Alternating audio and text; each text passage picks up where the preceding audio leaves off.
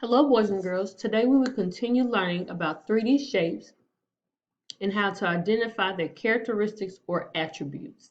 Attributes is another word that we use to describe the characteristics of a shape. Let's get started. Yesterday we learned about the 3D shape, a cube, and you found some objects in your house that were shaped like a cube.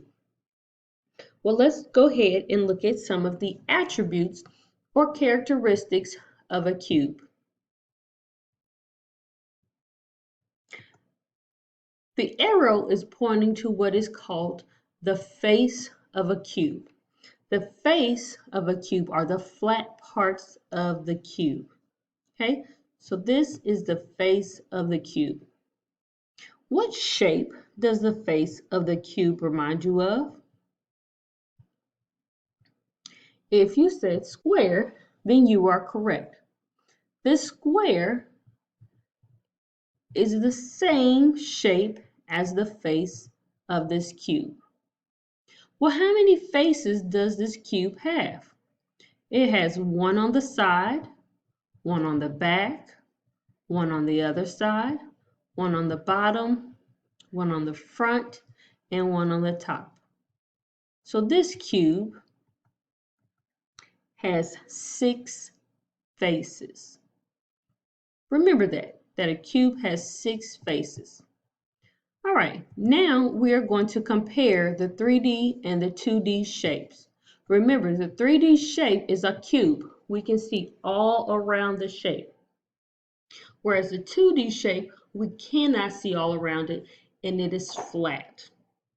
So you are going to complete the sentence in your notebook today, and I'm going to help you get started. And we're going to use this sentence to compare the cube and the square. So I see a blank. We need to put a 2D shape in there. So we see a square. The 2D shape, which is also the square. The square is like we need to insert the 3D shape, which we know is called a cube. The square is like the cube because what?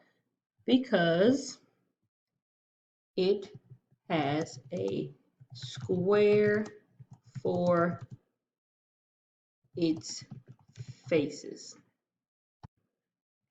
So these two shapes are the same or similar to each other because they both have square faces. This has a square face because it is flat, and this one also has a square face. So you will use this sentence to compare 3 more objects, 3 more 3D objects and 3 2D objects for your lesson today. If you're unsure, make sure you get on Zoom today and get help. And if not, I'll see you later. Bye.